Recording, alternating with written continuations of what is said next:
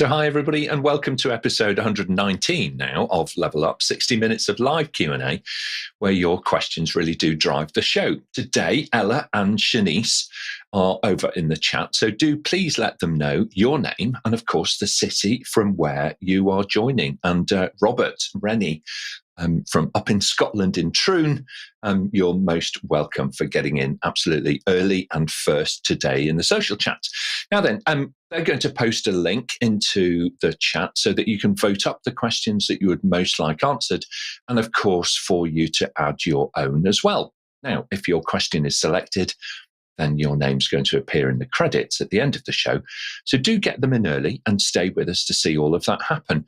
As we approach the end of the year, we're going to spend a little bit of time today reflecting on 2022, all the things that have happened and what's been going on in our professional lives. And we're going to look behind the scenes a little bit of Level Up and hopefully get to know some of our panelists even better. So whatever you have in mind for your New Year's resolutions and next year, do let us know in the chat and get your questions in early. We've got a fantastic panel today from all over the world, so let's jump across and meet them straight away. Bev Andrews is the Director of Aspire Change Management, and they enable their clients to embrace and manage change effectively. With extensive experience in the fields of organisational change, Bev has worked across industries and, of course, in government as well. So welcome back to Level Up, Bev. Lovely to see you. Thanks, Nick. It's lovely to be here.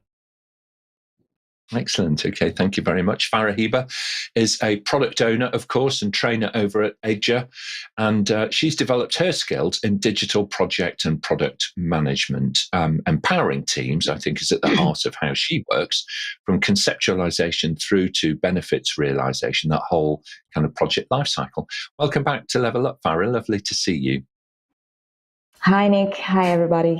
Really looking forward to answering the question today and delighted to be here. Okay, thank you so much. Louisa Leung joined us from Western Australia in Perth. She's the managing partner, of course, at Lifting Lanterns, where she enjoys coaching and mentoring across the project delivery space, having clients, I think, pretty spread out, actually, beyond Australia into, the wider region of Southeast Asia. Louisa has witnessed firsthand how to bring energy, enthusiasm and excitement to the clients that she works with day in, day out. Welcome back to Level Up, Louisa. Thanks, Nick. It's good to be here along with my magic wand today. And can't believe it's the end of the year already. Absolutely. Well, if you can kind of make time stand still for us a little bit, I've still got rather a long list of things to do waiting for me to get through them before the end of the year. So thank you very much. Thank you very much. Melanie Oldham returns to the panel today as the CEO of Bob's Business, of course. She has a passion to demystify cybersecurity and encourage everybody to embrace leading practice in that space. Melanie is also the catalyst behind several community-driven projects, including the Yorkshire Cybersecurity Cluster. Welcome back to Level Up, Melanie. Hi, Nick. Thanks for having me again, and nice to be here with all the other panelists. I can't believe it's like Louisa. I can't believe a whole year's gone. It's flown by. Just even looking at photos of what's been achieved, it's been incredible. But like you, I could do with a little bit longer. It's certainly true, isn't it, really? One thing that's happened to me this year is I think I've been injected more times than any other year in my life, apart from perhaps when I was an infant. I'm not sure, but I seem to have been inoculated against a whole variety of different things this year, but there we go. Dianne Rampadarath completes our panel today. She is, of course, Assistant Director of Public Service of the Republic of Trinidad and Tobago, where she focuses on implementing agricultural development programs. Dianne has a passion for sustainable development and champions this through her work in rural electrification. Dianne, welcome back to Level Up. Lovely to see you. Thanks very much, Nick, and APMG International for the opportunity to appear on the panel.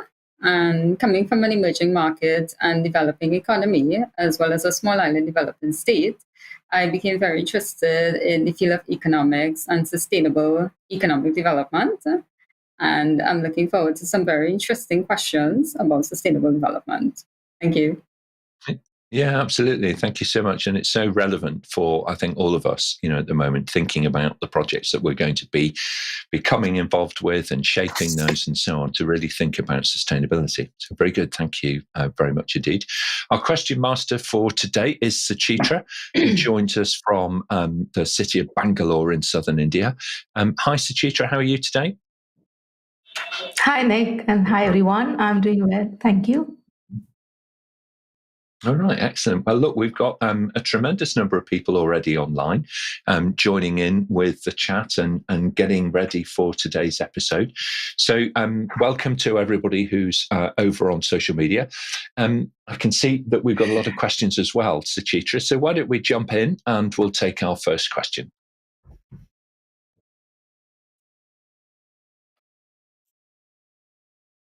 We have a question. Our first question is from Ryan.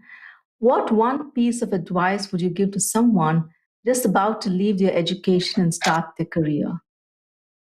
Okay, who would like to start us off, panel? Farah, why don't you begin with your thoughts?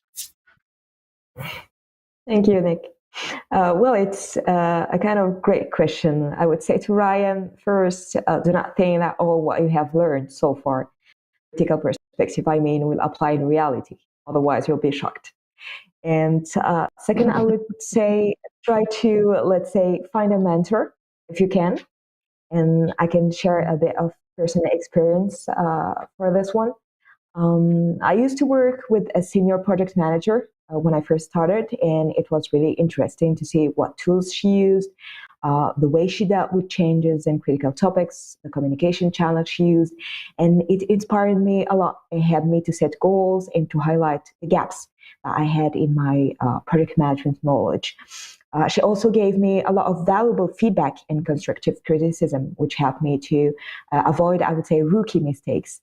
So two, let's say, insights for me. First, do not think that what you have learned so far is exactly the same as what you are going to find out there. And second, try to find a mentor if you can. Okay, some great advice there. And thank you very much, Farah, for kind of starting us off on that thinking. Bev, your thoughts, please, and then we'll hear from Dianne. So I think firstly, be very patient with yourself and the people that you are starting to meet in your career. And what I'm referring to there is that when you come out of education, you've usually got lots of exciting ideas and you're really absolutely thrilled to sort of present those ideas and be innovative and change the world. And people have been in organisations or in the workplace for a little while, can find it a little bit tedious. So just be patient with yourself and with others around you so that you can listen and learn and be understood. And don't try to expect it all to be achieved in a year. You work for a long time. So just learn to sort of cement some of what you learn in real life and master that. Okay, excellent. Thank you very much. It's hard to be patient, though, when you're young. It's something that comes with age, I think, to be honest. I still feel that I've got a personal development goal there to be more patient, but never mind. We'll see what happens. Thank you very much indeed. Dianne, your thoughts, please, and then Louisa. So some advice that I can offer is to engage in continuous learning so that you engage in holistic development. You build your network and also be a team player. And also, just because your career path may be different from someone else, it doesn't mean that you're lost. It just means that you're forging your own career path. Okay, thank you very much. It's such an important part, isn't it, to kind of think about that CPD right from the outset and allow yourself some time to construct that in your day-to-day work. Louisa, your thoughts on this? The ladies have said wonderful stuff. And the big thing I actually want for people who's finishing studies and going to their job is to understand that learning from a textbook is quite different to learning on the job. And so they've got to actually get in there and be a sponge and just soak up whatever opportunity they get. And don't say no to it. Go and get yourself exposed to it all, sponge it all up, learn on the job, and don't be afraid to actually say, I don't know it. Because the problem is sometimes you come out and people get high distinctions and these awesome scores and they think they know everything. And the reality of textbook versus on the job is actually quite different.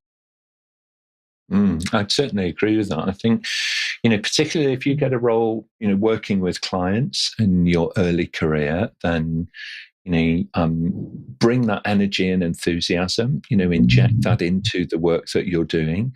But do it with a degree of humility so that that you're, listening and responding, with curiosity, but at the same time respectfully throughout, because you may well have thought ahead and believe very passionately that you have the answer to a particular problem, but that might not be from the context that everybody else is working in. So some great advice to start us off. And the one thing that I would say, Ryan, is that it's a fabulous position to be in. The world truly is your oyster, if you think about it, because you have every opportunity ahead of you to be able to craft a truly meaningful professional career. So every best wish. And with that, thank you very much indeed, panel. What a great question to get us going. So let's move on to Suchitra, if we can. We'll take our next question, please. Your question from Jack. What have the panelists learned from Level Up in 2022? Okay. Dianne, what have you learned from appearing on Level Up? And then we'll hear from Farah. Certainly, I've learned how to use a professional approach to disseminating technical information, but with a human touch. For example, there's always acknowledgement of the participants as well, indicating that, okay, we appreciate your question. We acknowledge that you've asked this particular question. And there's also some phrases that I learned, such as confident, humility. So irrespective of what you do, you need to be humble, but confident as well. Okay, it's an interesting combination, isn't it, to try and get that right, every day, and really kind of engage with people. So thank you very much, Dianne. Some great thinking there, and appreciate you sharing that. Farah, your thoughts on this, and then we'll hear from Bev. Well, I learned a lot during 2022. First, I would say that a lot of that insights and feedback from peers are essential to progress and to expand your views and your knowledge. And second, I would say that I learned that challenging yourself will always help you evolve and question yourself, criticize your knowledge, to which extent you master some topics versus others, etc. So I would keep in mind two things: peers, let's say, point of view sharing, and challenging yourself. Okay, excellent. Thank you very much. Some great takeaways. And thank you for your very strong contribution throughout the year as well, Farah. It's been really excellent. Bev, what have you learned from Level Up, other than trying to get up in the middle of the night and join in from your time zone? There were a couple of those sessions, and I did learn that a mug of tea looks like a mug of tea no matter what you put in it at 10 o'clock on a Friday night. So that was one of my secrets. Just repeating what the other panelists said, I think you just learn so much about yourself. You stretch yourself a little bit. So technology is quite often not my friend, but you really put yourself out there when you do any type of public speaking. And these types of events you can't really plan for, because you get the questions given to you as our participants join in. So I think my biggest thing has just been that you just take your time, you learn, you grow, you build some confidence. There's no such thing as a silly question. I think I've asked most of them this year, and I'll probably cap that off next year. But I think it's been the professionalism of actually doing this event, which is why I've wanted to come back, because I get as much, if not more, enjoyment out of participating as a panelist than I think as a contributor, because it's professional and so much good fun. Yeah, absolutely. I absolutely echo that, Bev. Thank you so much indeed. Louisa, you're thinking about what you've learned this year, and then we'll hear from Melanie. Yeah, and I think just looking back, the biggest thing overall is just the fact that on every session I've been, I'm still learning. and I'm learning from others. And the fact is, even though I'm here as a panelist to give answers to other people's questions, I'm actually learning at the same time. So I think the big thing for people to always realize is that we're constantly learning and we're always learning. So never give up on that journey of learning. It's absolutely true, isn't it? It's really difficult to get through an episode without 2 or 3 key takeaways, to be able to apply in our professional lives. Melanie, what are your thoughts on this? So for me, it's an incredible set of contacts. I've met some wonderful people on here, and everybody with a different insight to show that, when we come from diverse backgrounds, we have a diverse opinion that actually we can all learn from. So that's one. And secondly, have to be there and be prepared. You say the questions that are ad hoc. It's actually, what do you actually know? And it's bringing out what is passionate. Again, for anybody entering into the jobs market, just be passionate. Just know what you care about and don't worry about what you don't know, because everybody has a background that everybody's looking forward to hearing from. So they've been my 2 main points.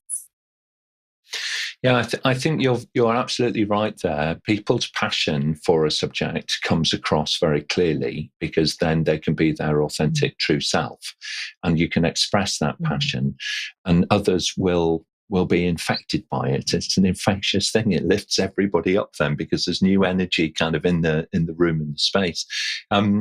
I agree, panel. I think one of the things that has been the power of Level Up has been this multidisciplinary approach. It's a very inclusive space. It's a very safe space for us all to come and kind of work together and learn together and so on. And by having people of different backgrounds from different countries in the world, it gives us a more holistic way of being able to look at complex problems.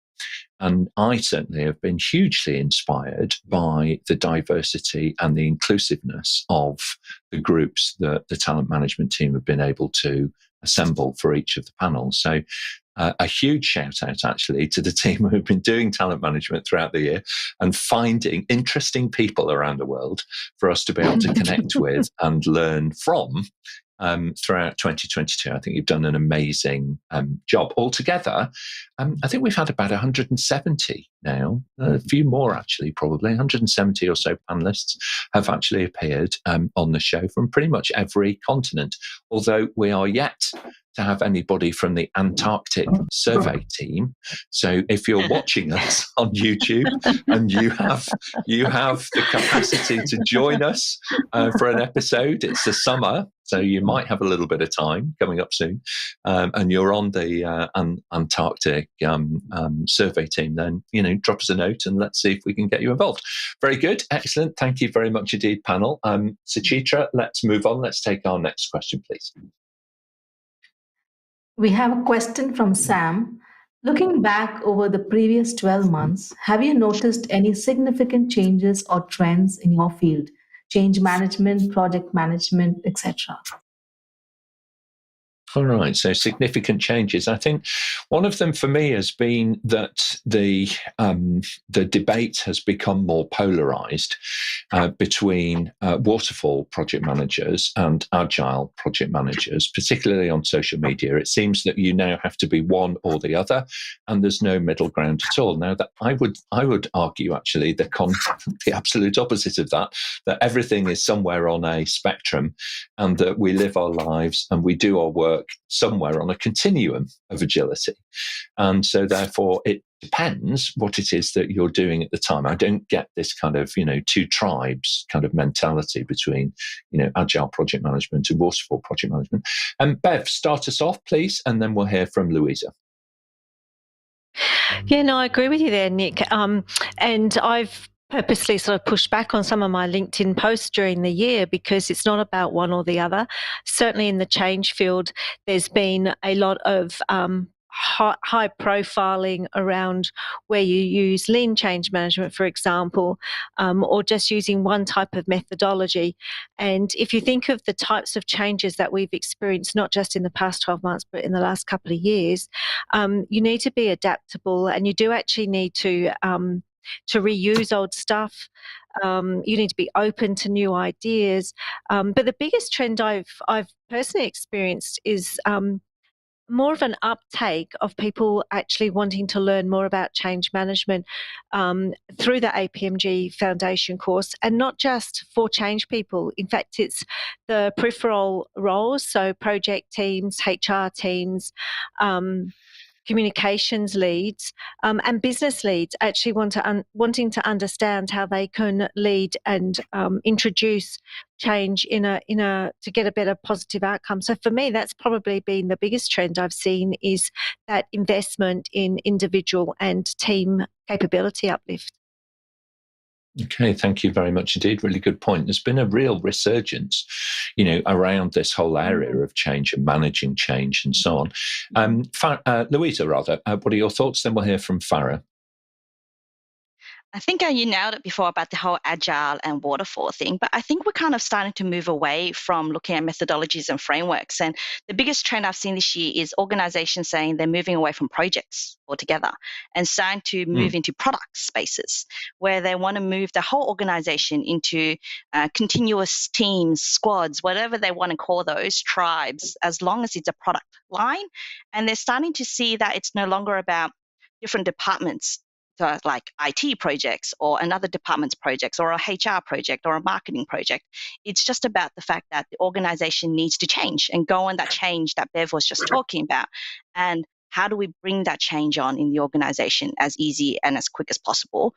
And so they're looking at how do we line up the organization into product spaces, and how to look at that new world where it's no longer about projects. It's quite interesting, isn't it? Because there's been this conversation for some time. Can you reframe things, into a more product-oriented, kind of view, and a product-oriented organisation? So that's going to be fascinating, I think, as we go into 2023. Farah, what are your thoughts, please? And then we'll hear from Dianne. Well, what I see more and more is that I would say that people are looking for more ways to develop the feeling of belonging to a team, to a company, considering that people are no longer 100% on site, and that virtual teams tend to become the new norm. So especially in project management, in agile project management, we're looking at people that want to find out some ways to develop communication, to develop the feeling of belonging somewhere, of having a real team, even if they do not see people out there. And I've had one of the people that attended one of my trainings lately that told me, I've been working with people for over 2 years and I haven't even seen them, because in our company, due to security issues, we cannot even start our cameras. So if I meet them out there in a retail shop or something, I won't even be able to say, okay, I worked with this person for at least 2 years. So today, this is something that I see that people are trying to foster, trying to figure out how to be part of a team, or how to figure out, let's say, a team mindset or a team belonging mindset. I'm going to come to Melanie in a little while to kind of talk about this whole area of sort of privacy and security and in the cyber world, because a lot of trends are really about bringing much more automation and much more artificial intelligence or enhancement to what it is that we're doing, and that's going to drive, I think, a lot of business in the next 2 to 3 years' time. So thank you, Farah. Very interesting on that, about balancing, the need for, security and privacy within that kind of context. Dianne, what are your thoughts first, and then we'll come to Melanie. So with a focus on digitalization and the digital economy, there's also a refocus on soft skills, because even in implementing a digital project, you still need to manage people so that your project is successfully implemented. And also there's a focus on data and artificial intelligence, which can inform data-driven decisions so that you ensure that whatever decision is taken can benefit your organization. It's very important to get that human dimension in there, isn't it? Melanie, your work kind of straddles these worlds of, data and privacy and, automation and managing organizations effectively. What are your thoughts? What has been the trends really in your world? Yeah, 100%. So what we have is obviously greater connectivity in terms of projects and teams, which has been brilliant because it's allowed us to be able to bring individuals who historically couldn't necessarily be part of that collective group and huddle, can actually connect through environments in which they're comfortable. So we have a lot of neurodiverse individuals whose minds, particularly when it comes to problem solving, can work on projects in the comforts and space that suits them and their working minds, and how they can most, encouraged to do the best and use their skills. I think there's an element, obviously, a security point of view. There's a lot more connected devices, a lot more potential risk and exposure. But what that has led to is actually more and more teams are actually building cybersecurity and risk and assessment, both from an opportunity and a risk point of view, into their projects. And I think historically that used to sit with the information security officer or the security teams, whereas actually now projects have to own that. They actually have to consider information security as part of all their operations. What information are they sharing?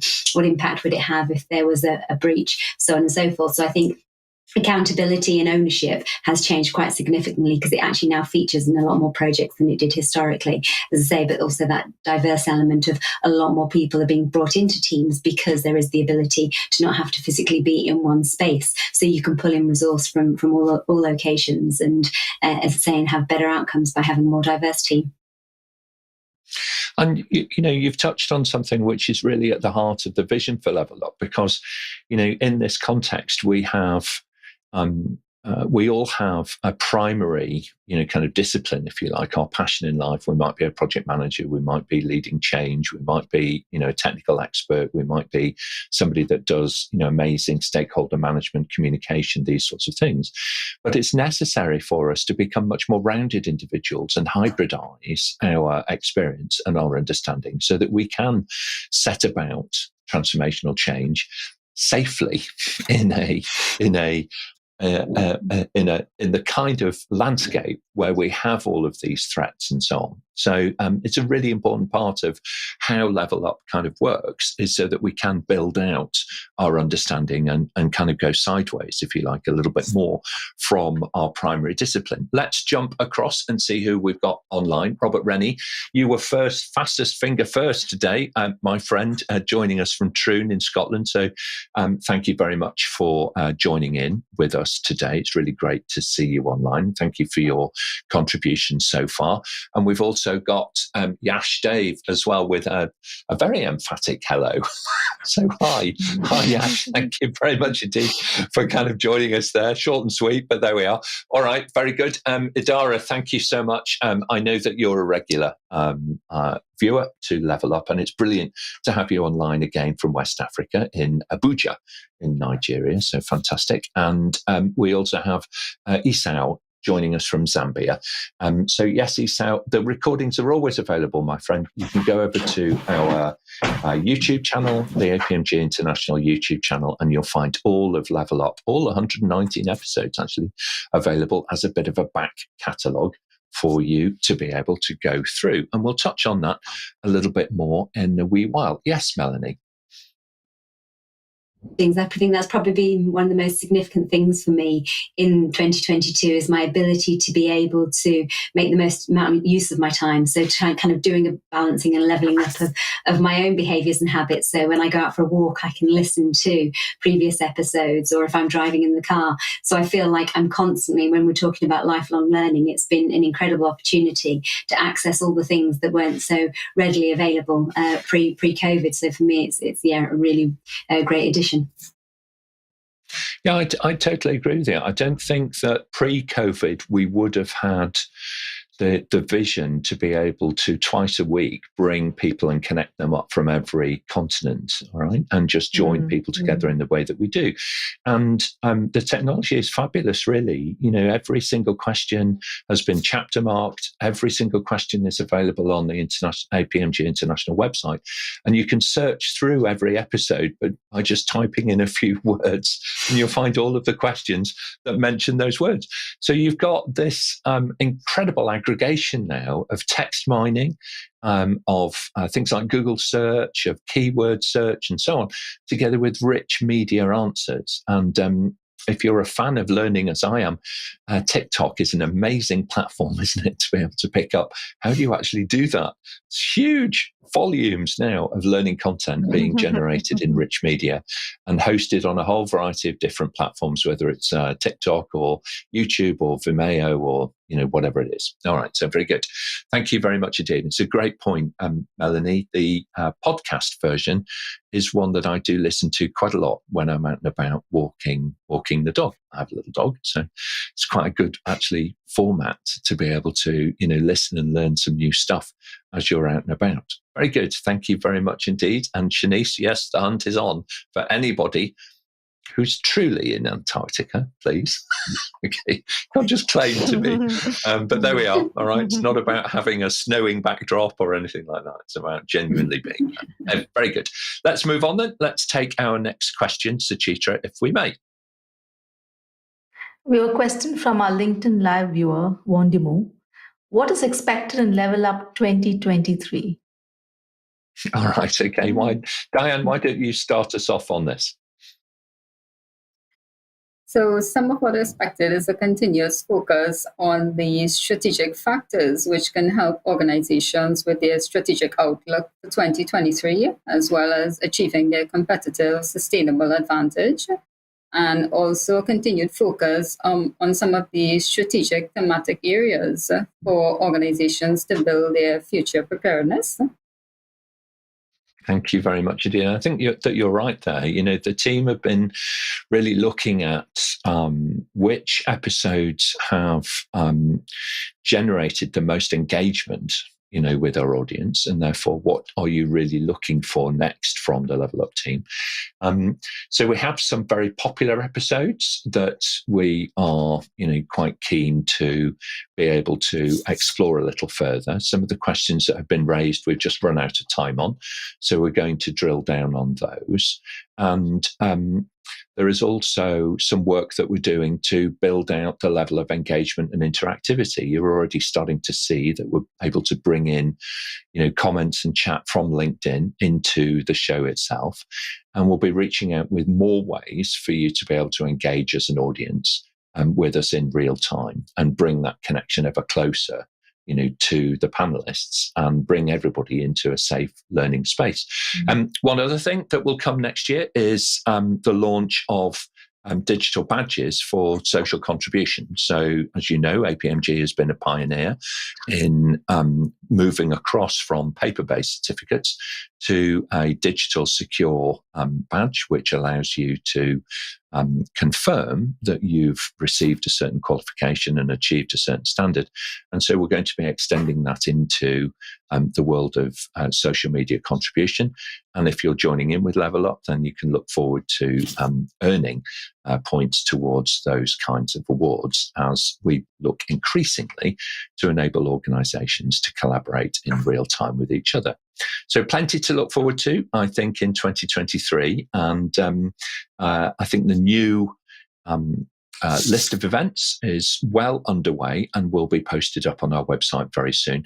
We're going to be starting from week commencing the 9th of January, I think, is the first episode. So do look forward to that. Very good. So, Suchitra, if we can, let's move on, please. We'll take our next question. We have a question from Lisa Flock. What are the most important things people should consider if they think about changing their career path? Okay, all right. The most important things. Melanie, why don't you start us off, and then we'll hear from Dianne. For change, what's your reason for change? Is it something because you're not challenged or you don't love? So think of the reasons why you're changing first of all, and what is it that you're hoping to find. So be open to things and think about what is your passion and try and follow your passion. Because if you can do that, then the career move is always an enjoyable one. So find something that you love would be my advice. Okay, thank you very much indeed, Dianne. So you can look at a career path where there's growth for personal development as well as intellectually challenging. And also, given that we have the COVID-19 pandemic and economies are going through recessions, in changing your career, you can look at industries that are a bit recession-proof, because there are some industries that are negatively affected by recession, for example, the retail, hotel, restaurant industries. So in changing, you may want to consider some aspects about the industry you want to move to. Okay, all right. Thank you very much indeed. And Farah, your thoughts? Really, I agree with what Melanie had just said. I mean, look for the why. Why are you trying to change your career path? What are your drivers? What's the trigger? I mean, just to make sure that you're not going somewhere that you're just idealizing. I mean, be realistic and also try to figure out, I would say, how you would acquire knowledge, how will you be able to acquire experience, and if you can benefit from peers' experience or something. So try to figure out what's the why, and then the how you're going to proceed into your new path. I think that's really important. First of all, on the why side of things, it's really key to think about, your true passion in life, because if you can find, a role that reflects that true passion, then you're much more likely to succeed at it. You should really kind of follow your instinct here a little bit. Okay. Don't just be kind of thinking about chasing the dollar, around the world. It's actually really, really important to choose something to work at that you thoroughly enjoy. Bev, what are your thoughts? And then we'll hear from Louisa. I was just going to follow on and sort of say, when you're going for different roles and when you're making your inquiries, you're sort of selling yourself, but also that organisation or industry needs to sell itself back to you as well. And you should always think about what you really enjoyed about where you've come from, and what are you expecting in where you're going, and make sure it's compatible to where you are in your life, in your life choices as well, because it's very easy to sort of be sold on, oh, this is the culture we have here, or this is what we mean by work-life balance. But really ask some questions, like when things get really tough, what's the behaviours like? What are some of those things that are those unspoken ground rules that you have in organisations? So when you just go through the whole process and you're doing your research, use your heart as well as your head to help you make some informed decisions. Yeah, it's such an important balance, isn't it, to get that rational thinking, but also the emotional side as well. Because if you can't commit to something, then it just becomes obvious to everybody else that you really are just kind of treading water with it. Okay, thank you very much indeed. Louisa and then Melanie. I actually wished that someone had told me my career path isn't only going to be one path, and that you're going to have multiple paths and you are going to change. And change is just part of what comes with a career path. And that people got to understand on that path, there's going to be speed humps. There's going to be part of the path that has holes. There's going to be parts where you've got to pave yourself as well. And that there's no right or wrong to it. And you've just got to be open to try what comes to you, to figure out that path and that journey that you are going to go on. Yeah, it's certainly true, isn't it? About 100 years ago when I was at school, the career choices were be a fireman, be a police person, be a lawyer, be a judge, be a doctor, these kinds of things. So a very simplistic view on how we might spend our adult life. Now, in reality, in my generation, it's moved away from a single direction of travel, if you like, into a much more complex one. And I think for people who are early in their career, it's likely to be even more so than it has been for my generation. So really great advice there. Thank you very much indeed, Louisa. That's great. Melanie, your thoughts on this one? Yeah, Louisa, I love that analogy of pathways. Really, really good. So thank you. For me, it's don't be too hard on yourself. And I think, the statistics out there that actually what we tend to find, especially we've got an all-female panel here today, is that we tend to be the worst. So we'll see a job description and we think, oh, we can't do this, this, and this, and this. Whereas guys read it and they think, oh, yeah, I can do this, this, this, and the rest I can blag. So they tend to be more forthcoming in actually doing those career changes and doing it. Whereas actually my advice is you're better than you think you are. So go for it, And on that note, I guess be a little bit resilient as well. So when something doesn't go right, just brush it off and move on because the opportunities are there. And what you tend to find is the people that tend to go for opportunity after opportunity and just keep going are the ones that have such a diverse career path and actually learn so much and actually are really incredible people. So take, for example, the security field.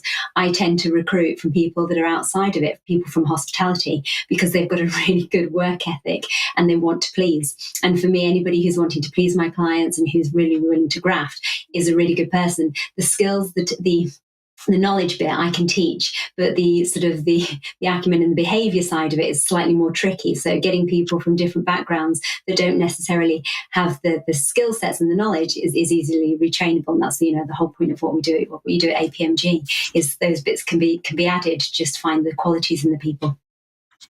I completely agree with that. It's one of the most important things that you can do as a manager is to hire people into your organization. And if you hire on the basis of, attitude and aptitude, rather than necessarily having the skills that you're looking for, that is key. And the most delightful people that I have had the pleasure to work with presented at interview without all of the boxes ticked. All right. The most delightful and some of the most respected and the most successful individuals have come without all of those necessary things that were put down by the hiring team as to the background of the individual. And so I would say, yeah, absolutely right. And I do agree with you, Melanie, that, supporting friends and colleagues in giving them that confidence is such an important element of our professional lives. Melanie, you wanted to add something. Yeah, just 2 points there. Yeah, absolutely. We've got a role to encourage people to go forward for things and to push people to do it. But also from a HR, in the cybersecurity space, there is, arguably this skills shortage, just skills gap. And what you tend to have is HR people pushing out what they want and all the skills without actually sort of necessarily knowing the ins and outs of the job and the role. And it's really easy sometimes to push a recruitment piece onto a HR person rather than spending time saying, well, what do I want in an individual? What do I want that makes a good fit? And that good fit in the team, is more important than those qualifications or skills that are unachievable, especially in the cybersecurity field when the expectation is for an entry role that you've got to have had 5 years experience in every element of qualification under the sun. It's not always needed. So just realistic, I guess, from a HR perspective of what is needed and what do you need as your team. Yeah, absolutely right. Bev, what's your experience in this area? I was just going to say, from a recruitment perspective, there's some sort of stock standard ways of screening, and I think that lets a lot of these people that Melanie's talking about slip through because they don't have the one certification that has been put on the job description, or as Melanie said, they don't tick every single bullet point on the job description. So I would learn to do the screening yourself as a lead manager and really look between the words written on a CV and get to know that person and what that person's offering, because quite often CVs are written to get us through the AI screening process and not the human element. And it's the human element we really bring into the organisation. So, whether you're applying or whether you're actually in the process of bringing new people into your world, it's the human element that we look for every single time. Yeah, I completely agree with that. Farah, what are your thoughts? Yeah, I just wanted to add something in regards to the HR or managers that are within the viewers today. Just trust people, give them trust. And this is from, let's say, personal experience. Back then, when I started my career, I applied for a job that was related to managing a portfolio of 100+ projects. And I was a bit, let's say, challenging myself and not confident. And the manager that I had in front of me just looked me in the eyes and told me, Farah, I trust you. I know that you're going to do it. I know that you can do it. You have all the capabilities to do so. And it really helped me and inspired me and helped me to do the job the right way. Otherwise, if I met, let's say, a manager that was a bit conspicuous or didn't, let's say, trust in me, it wouldn't have been exactly the same experience that I had. So one advice from me is trust the people and give them a chance. So you never know whether they're going to do the job, let's say, surprisingly well or not. But giving them that trust will help them into their mind and help them, let's say, do their best. Yeah, I agree with that. The one of the things that organisations have been saying for a long time is that, they're in this war for talent, all right? And they find it very difficult to compete and get the right people with the right skills and so on. And I think one thing that has been an unintended consequence of the whole movement towards e-recruitment and using text mining and machine learning to be able to scan hundreds and sometimes thousands of applications is that it becomes very formulaic and it becomes self-fulfilling. And hiring managers and teams end up being very prescriptive about the minimum requirements that they are actually looking for from people. Now, you can differentiate yourself in the market by putting that to one side and say up front that you are offering to invest in the very people that you are hiring, that you are not looking for the finished article, that you are actually trying to seek out those people with the right attitude, to Melanie's point, and the right commitment to learning, that they can join your organization and bring something of themselves into it and enrich your organization in the right way. Because the other elements are really teachable, I would say. Okay. I think that you can harness that enthusiasm and you can really help people, get a boost into their career. And you know what? Even if they don't retire from your organization after 40 years of, fantastic service, if they leave a little earlier, they will leave as an ambassador for your business and for your department and for your function. And they will forever speak about that moment of truth that, to Farah's point, you trusted somebody and you brought them into your team and gave them place of on that center stage, if you like, for everybody else to help them on their way. So very good. Thank you very much, panel. What a fantastic question that we got into. We kind of drilled down a little bit on that. So thank you very much indeed. Suchitra, if we can, let's move on. We'll take our next question. We have another question from Wandimu.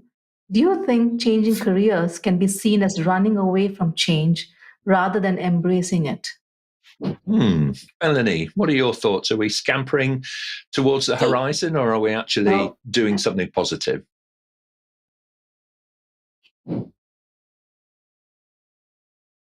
Okay, so we'll come back to Melanie in a moment. We've got a bit of a technical glitch there. Bev, your thoughts?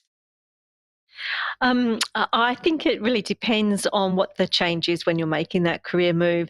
I can tell you quite honestly that I have bolted out of the front door of organisations as fast as my little legs could carry me when it came to the third time I was going to be facing a bank merger and acquisition, because I just thought, something, I've been there, I've done it twice, I have the scars, I'm not hanging around.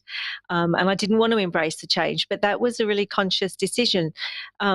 So sometimes, yes, you can see changing your career as running, and I did change my career on the third time, but also it makes you realise what you know and what you want and what you don't want, and that's perfectly fine. If you're not getting what you need in your current change, then embrace the unknown and move forward, because don't stay and get stale. It's the worst thing for you. Absolutely. Thank you very much indeed. Melanie, I think we've fixed the gremlin. What are your thoughts on this? Sorry about that. Yeah, so two things. No, I don't see it as a bad thing in any way, shape or form. As I mentioned, in the cybersecurity field, people change quite a lot, and people don't generally just move just for money. There's various different reasons why people stay with an organisation, and if they're enjoying their job and you're getting the most out of them, they will stay. However, if an opportunity to challenge themselves or give them greater experience, and going back to your point of being the greatest advocates, let them go. I've had a few of our apprentices have gone and set up companies, and it's like, but I'm so super proud. And then we've had people leave who have then turned around opportunities. They've gone, they've had a bit of experience, and they've come back again. And that's been incredible because they just fit so nicely in. So for me, as long as there is a reason why, is it to get more experience? Is it to challenge yourself? Is it because it's a golden opportunity? Nobody should want to hold you back. be careful and mindful of being in a position where you're bartering with a company just to stay for money, because there's a reason as to why you looked, or there's so just think about what is that reason, because it doesn't always fix things just by having more money, because that generally tends to be that, there's more stress on you to stay, there's more stress on the company to make it work. And sometimes, although, rip off that plaster, make the move and support it, just try and be mindful that you're not leaving a nightmare behind. Be a really, really good employee if you're going to do a lot of change, and make sure that your systems are set up to hand over nicely. Do a handover. Agree to make yourself a bit available if they've got any questions, and leave that door open as opposed to closing it behind you would be my advice. Yeah, I completely agree with that. How you exit an organisation is part of your legacy. So make sure that you're doing that in the spirit in which you joined them in the first place. So completely agree with that. Thank you very much indeed, Melanie. Louisa, your thoughts on this?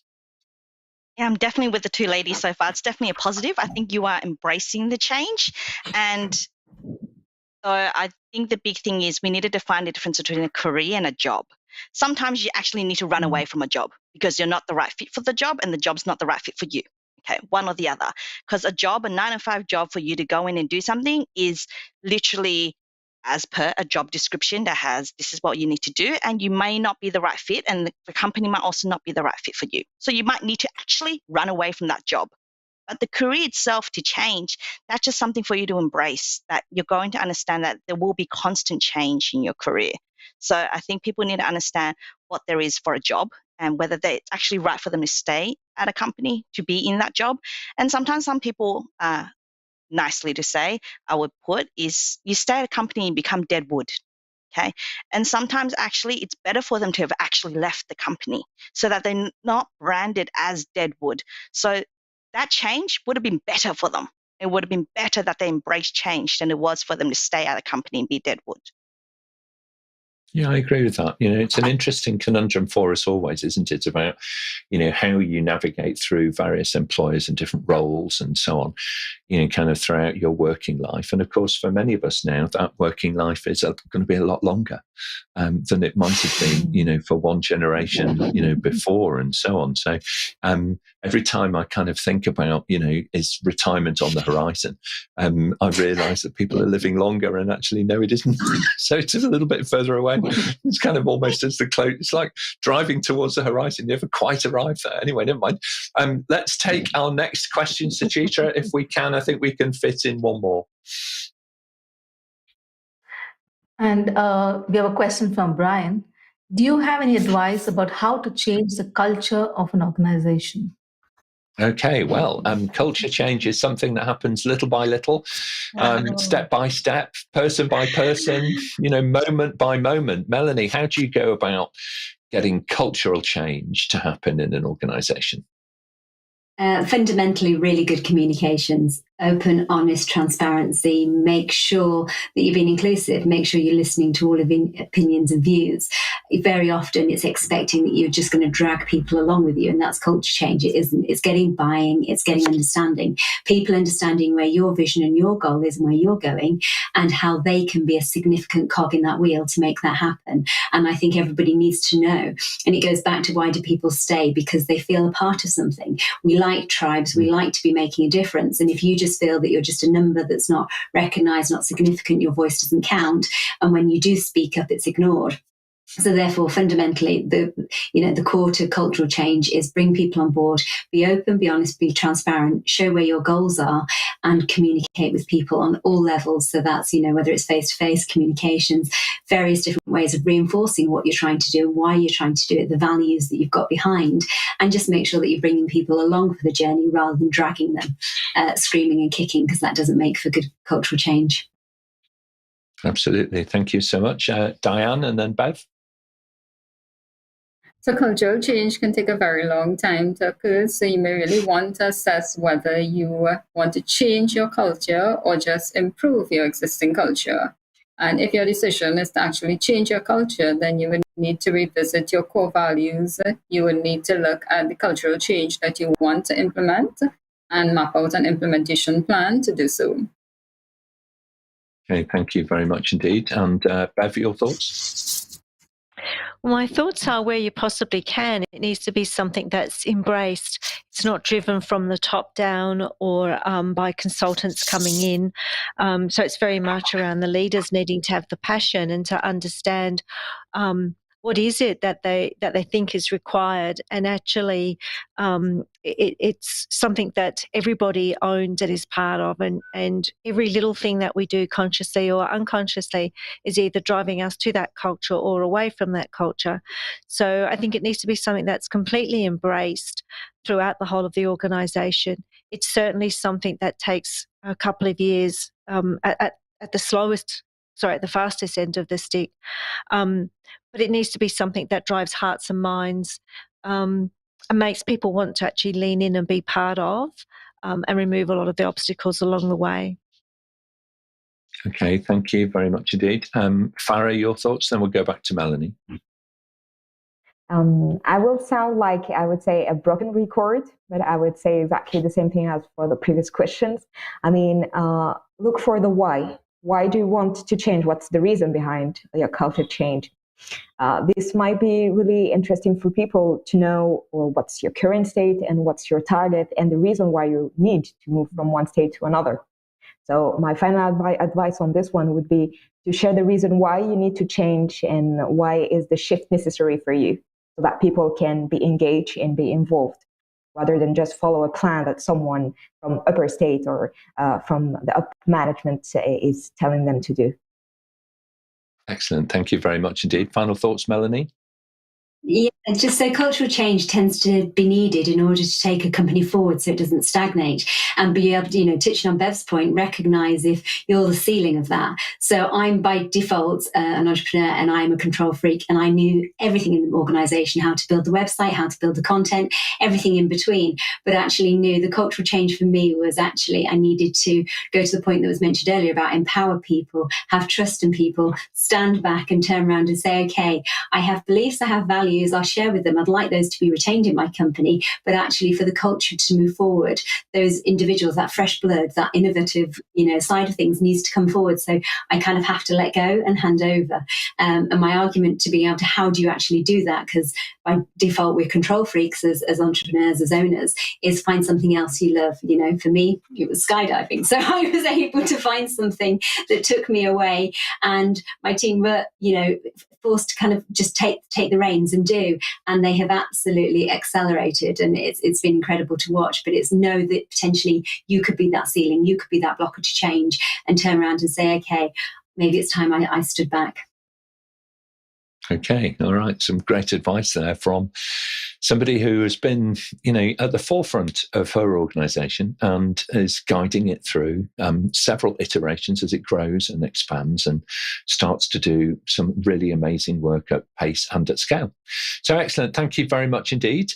Let's go round our panel then, get your kind of final remarks for today. Farah, if you could start us off, then we'll hear from Bev.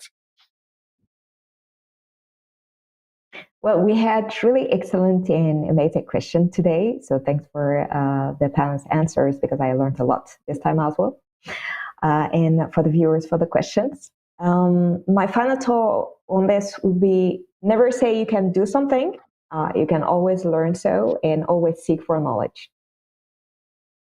Excellent. Thank you very much indeed. Bev, and then Dianne.